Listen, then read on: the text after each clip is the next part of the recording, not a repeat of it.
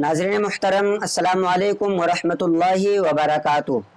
बहुत ही अहम जानकारी लेकर के आपके सामने हाजिर हुआ हूँ, और वो ये है, एक भाई साहब हमारे पूछते हैं कि रुकू और सजदे में या इसी तरीके से क़ादा में अगर गलती से कुरान की तिलावत कर दे तो क्या ऐसी सूरत में सजदे सहव करना पड़ेगा। हमारे बहुत सारे भाइयों के साथ ये मसला पेश आता है।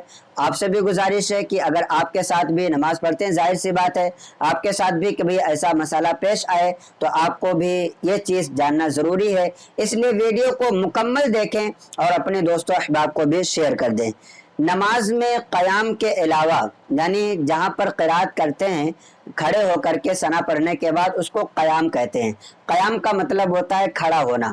अब खड़े होकर के जब हम क़िरात करते हैं तो उसके अलावा अगर कोई शख्स रुकू में, सजदे में, इसी तरीके से क़ादे में या और भी उसके अलावा जो अरकान हैं, अगर इनमें कोई शख्स कुरान की कोई तिलावत करता है, वो एक आयत हो, तो ऐसी सूरत में उस पर सजदे सौ करना वाजिब और ज़रूरी है अगर गलती से हो जाए। और अगर कोई जानबूझ करके करता है तो जाहिर सी बात है जानबूझ करके कोई गलती करने की वजह से सजदे सौ करने से उसकी तलाफ़ी नहीं हो सकती है। अगर कोई जानबूझ करके कुरान की तिलावत रुकू में या सजदा में या इसी तरीके से क़ादा वगैरह में करता है तो ऐसी सूरत में उसकी नमाज फासिद हो जाएगी, और अगर भूल करके ऐसा हुआ है तो सजदे सौ कर लेने से नमाज उसकी हो जाएगी। अलबत्ता कुछ चीज़ें आपको और भी ध्यान में रखना ज़रूरी है।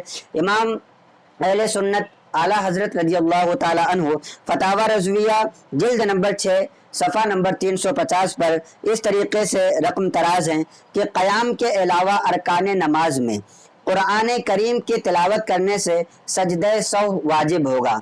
क़याम के सिवा रुकू, सुजूद और क़ुऊद में किसी जगह क़िरात करना जायज़ नहीं है।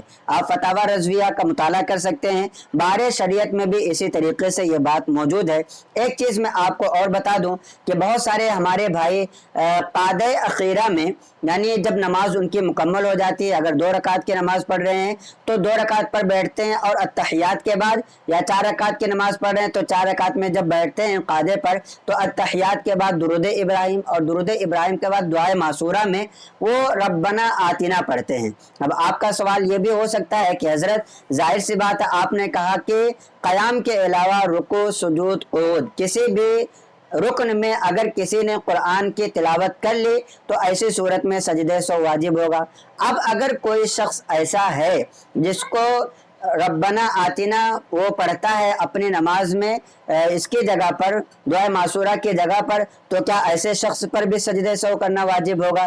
तो इस बारे में आला हज़रत रज़ियल्लाहु ताला अन्हु और इसी तरीके से बहार शरीयत में हज़रत मुफ्ती मोहम्मद अमजद अली आज़मी अलैहि रहमतुर रिज़वान इरशाद फरमाते हैं कि क़ादे में तशहुद के बाद अगर कोई कुरान की तिलावत करता है तो इसमें हर्ज नहीं है, कुरान की तिलावत की जा सकती है। इसलिए कि क़ादे में जो बैठना होता है ये अत्तहियात की मिक़दार तक बैठना वाजिब और ज़रूरी होता है। अगर क़ादे में तशहुद के बाद कोई शख्स कुरान की तिलावत कर लेता है तो ऐसी सूरत में उस पर सजदे सौ वाजिब और ज़रूरी नहीं है। तो आपके ये 2 मसले क्लियर हो गए। आपसे गुजारिश है कि आप सदक़े जारिया की नीयत से अपने दोस्तों अहबाब को भी इस क्लिप को ज़्यादा से ज़्यादा शेयर करें ताकि उन्हें भी दीनी मालूमात हासिल हों। और आपको एक बात और बता दूँ कि अगर आप पढ़ना जानते हैं तो गूगल पर masailworld.com सर्च करें, वहाँ पर मैं लिख करके मसाइल को डालता हूँ। आपसे गुजारिश है कि जा करके वहाँ आप अपने नॉलेज में, आप अपने जानकारी में इजाफा करें।